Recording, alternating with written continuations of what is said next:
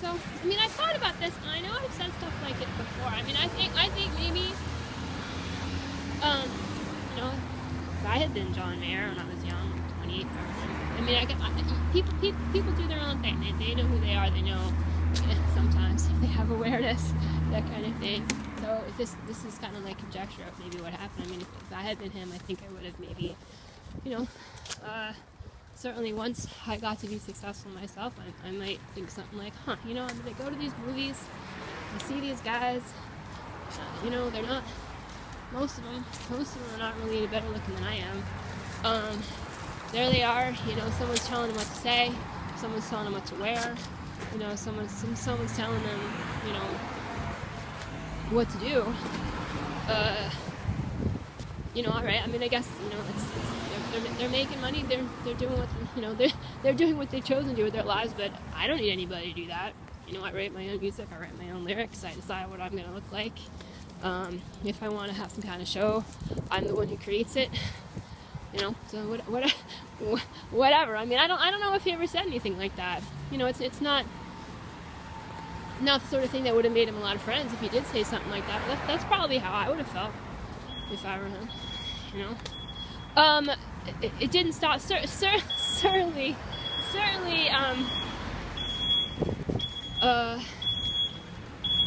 his abilities did not stop him from developing a really bad case of screaming girl famous guy-itis. He's got that as bad as any of them, right?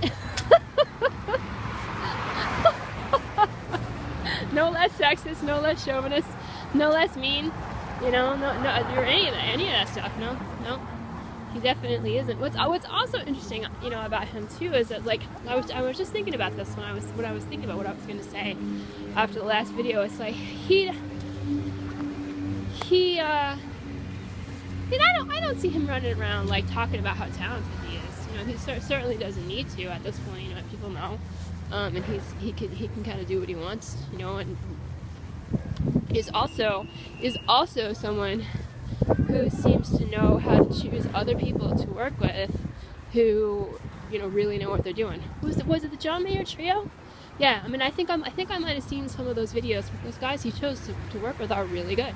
You know, so he has the ability to, you know, he knows what he's doing, right? He knows what he's doing with the things that he chooses to do, right? He doesn't need to sit around and have someone send him a script, you know, to turn him into somebody else. He doesn't need to do that. You know, he's the star. he's a genuine star of his show. You know, if he retired, or if he decided, you know, or he got, like, you know, run over by a bus. Not that I ever have fantasies of any people being run over by a bus. Of course not. No, I'm kidding. You know, I don't mean. Cut me some slack. You know, I mean, my ass is shown all over the world by now, and it's all their fault. So anyway, yeah, you know, I mean, it's just like if he did, there's no John Mayer show without John Mayer, right?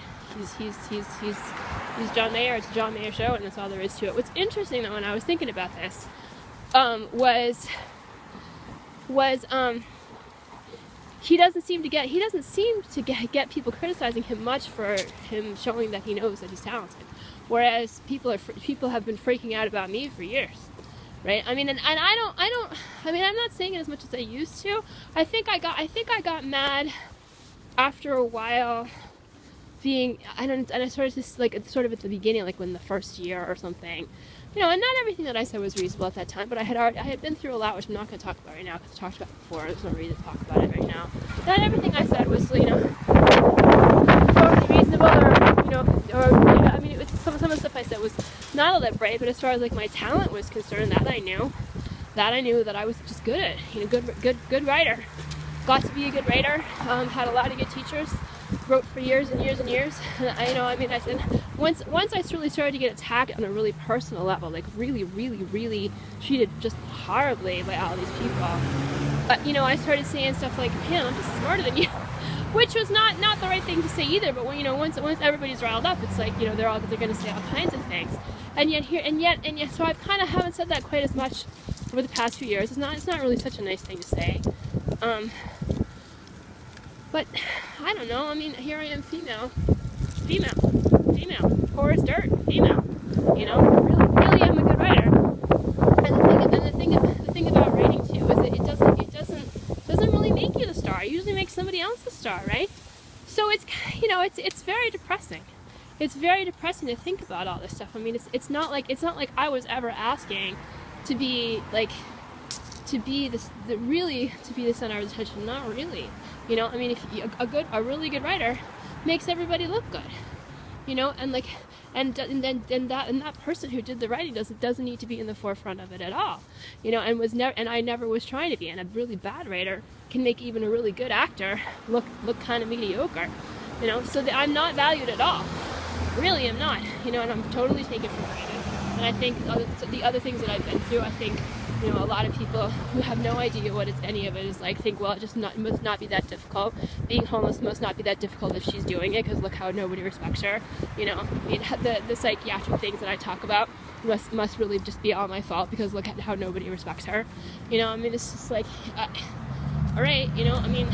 And yet there it all is, my talent, all the things that I've done, all the pages and pages of writing that prove that I'm a good writer, and just none of it ever adds up to anything, you know, because here I am, female, and not willing to be pushed around, you know, really, or at least I'm strongly protesting being pushed around a lot of the time, really a lot, you know.